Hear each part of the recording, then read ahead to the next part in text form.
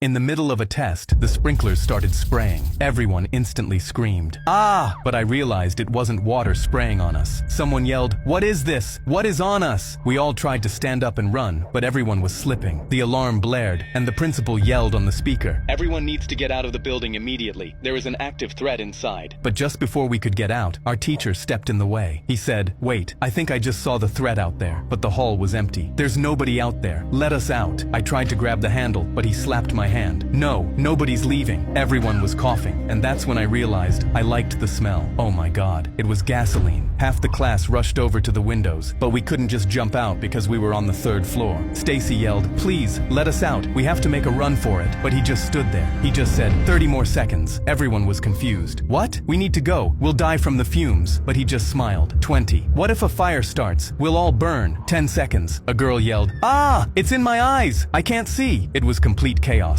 until our teacher reached for the lock. He turned it. The door clicked open and someone walked in. "Thanks for letting me in, Dad." Stacy yelled, "Dad, you have a son!" They both turned around, locking eyes straight onto me. We all started backing up, and when I saw the guy's face, my heart sank. I recognized him. He pointed straight at me and said, You put me in jail for 5 years. Now it's finally time to get revenge." I couldn't believe my eyes. This was the same guy I had called the police on 5 years ago. He had tried to rob my grandma at gunpoint and had been waiting to get me back. We watched him pull something out of his pocket and hold it up, and we saw it was a Bic lighter. Everyone started panicking because one tiny flame and we'd all immediately burn. I yelled, "No, please, you'll kill us all." He just smiled. He started flicking and we all yelled, "Stop, please, we'll all die." He flicked over and over, and I knew I had to stop him before it worked. "Please, my grandma was all I had. I didn't mean to make you suffer." And when I said that, I saw our teacher look at me, but he looked upset. We were all crying, and I saw him really looking at his son like he didn't know who he was. Flick, flick. Then finally, it caught a flame. He held it up, but I saw our teacher pick up the fire extinguisher from the wall. I knew there was no way that tiny thing would save us from the fire, but his son said, "This is for what you did, for putting me in prison with those diddlers. Say goodbye." But right before he dropped the lighter, our teacher raised the fire extinguisher, and in one moment, he slammed it down on his son's head hard. His son instantly fell over, and our teacher stood there panting. He was crying. "I'm so sorry. I failed all of you. My son was a monster." The police ran in and grabbed him, and he looked at me one more time with tears in his eyes as they took him out.